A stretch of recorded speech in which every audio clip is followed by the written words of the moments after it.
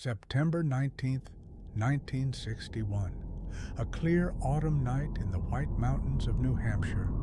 Betty and Barney Hill were driving home from a vacation in Niagara Falls. Betty was a social worker. Barney worked for the Postal Service. They were a mixed-race couple, active in the NAACP, Unitarian churchgoers, grounded, credible people. The light had been pacing the car for several miles. Barney pulled over. Through those binoculars, Barney saw something structured, something massive, a row of lighted windows. He ran, and he never really stopped running from what he saw.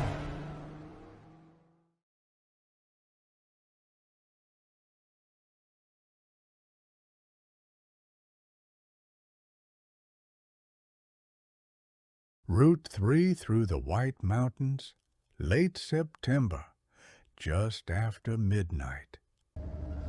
The object wasn't moving like a plane, it was descending. It's not moving the way a plane moves.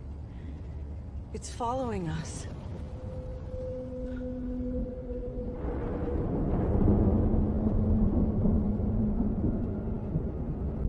He could see figures standing at the windows, looking back at him.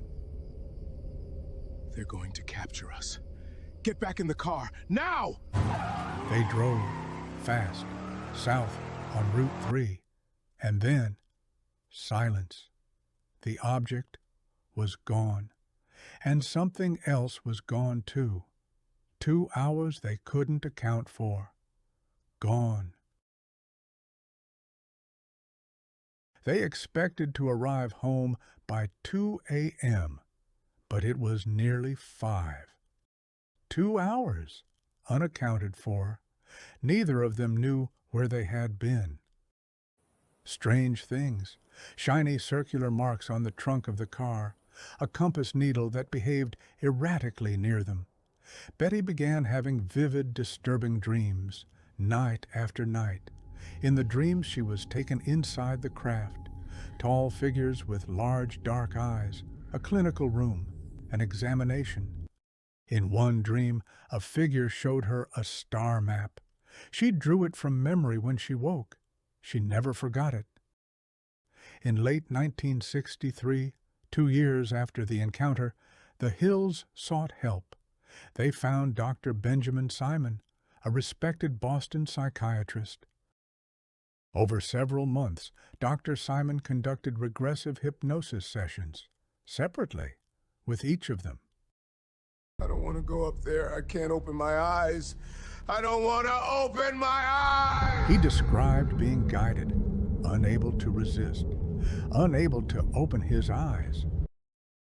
Betty's account was calmer, almost detached, as if describing something that happened to someone else. She described a medical examination, a long needle.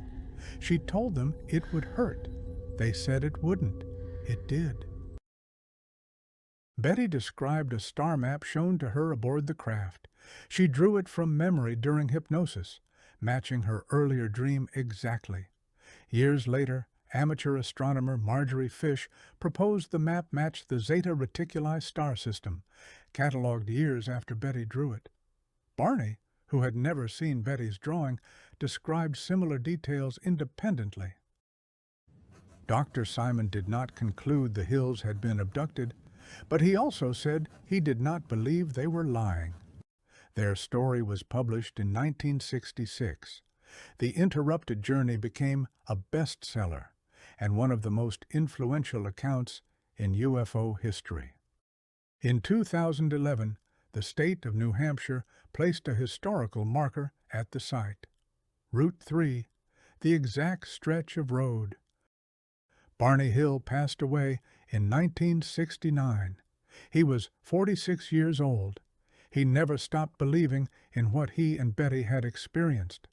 Betty Hill continued speaking publicly about the encounter until her death in 2004.